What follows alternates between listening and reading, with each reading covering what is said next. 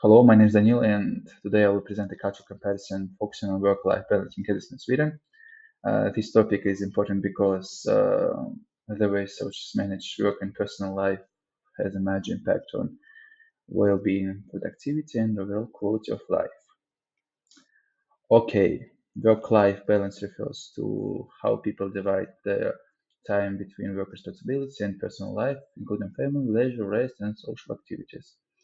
I chose this topic because Helsinki and Sweden represent two very different cultural and economic models. Hessen is a very developed and post-Soviet country where working patterns are still evolving, while Sweden is developed welfare state known for strong labor rights and healthy lifestyle. We compare these two countries, we can understand how cultural values, laws, and social systems influence everyday life. Okay, Kazakhstan working hours and labor patterns. In Kazakhstan, the average working time is about 39 hours per week, according to national statistics from 2025. Most employers, around 7.7 million people, or more than 80% of the workforce, work between 36 and 40 hours a week. However, overtime is very common, about 14.4 workers, which is more than 1.3 million people regularly work more than 41 hours per week.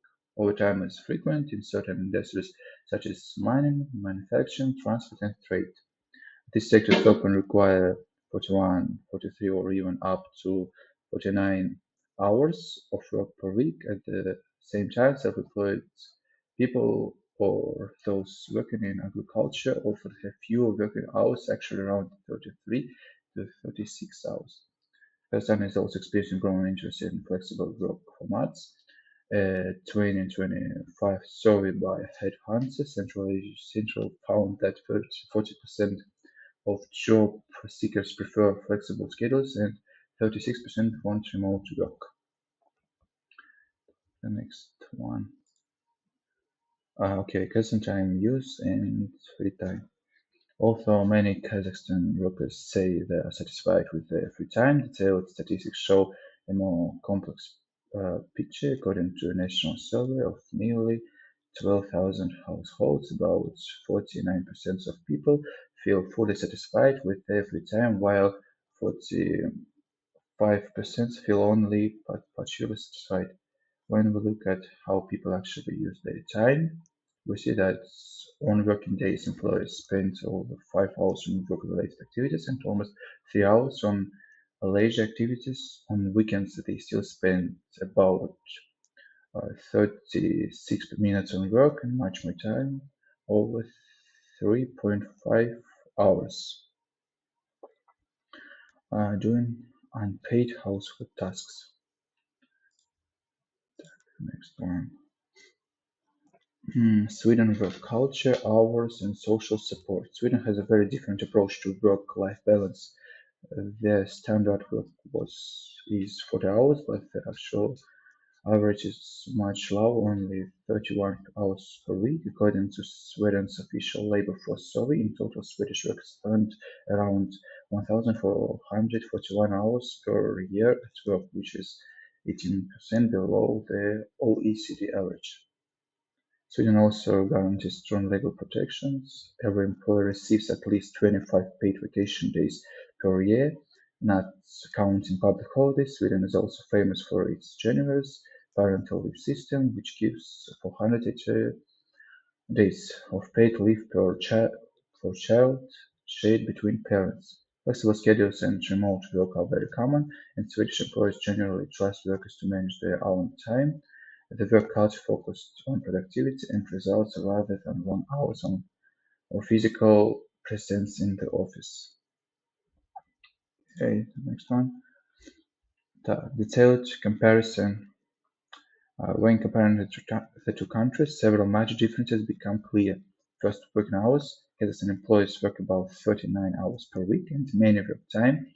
In Sweden, the actual average is only 31 hours, which gives people more time for family and leisure. Second, overtime culture in Kazakhstan, overtime is normal in many industries and often expected. In Sweden, overtime is limited, regulated, and culture discouraged.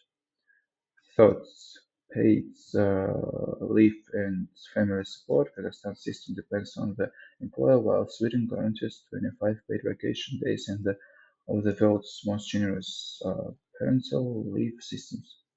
Fourth, flexibility. Uh, Kazakhstan is only beginning to adopt flexible formats, while Sweden has a long tradition of flexible and hybrid work arrangements. Finally, leisure interests. Kazakhstan's population often reports limited social activity and high household workload on weekends, while Sweden supports recreation and rest through labor laws, childcare, and cultural values. Overall, Sweden provides more structured and supportive systems for work-life balance, while Kazakhstan's model varies widely depending on the job type and industry. Observation and insights.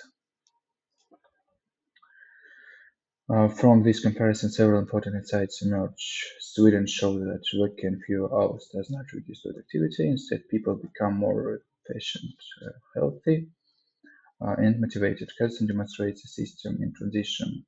Some workers enjoy stable routines and free time, but others face long hours and irregular schedules, especially in heavy industries.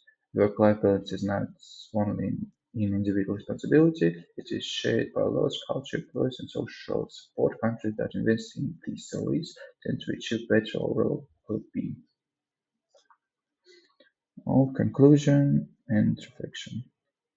To conclude, Kazakhstan and Sweden represent two different models of work-life balance. Sweden provides a well-developed structure that protects free time, family life, and personal well-being. Kazakhstan is progressing towards great flexibility, but many challenges remain, especially related to overtime and uneven working conditions across sectors. Understanding these different differences helps us communicate better across cultures and adapt our expectations when working or collaborating internationality. It teaches us respect for different lifestyles and approaches to work. Thank you for listening. So you can see where I took this information from these links.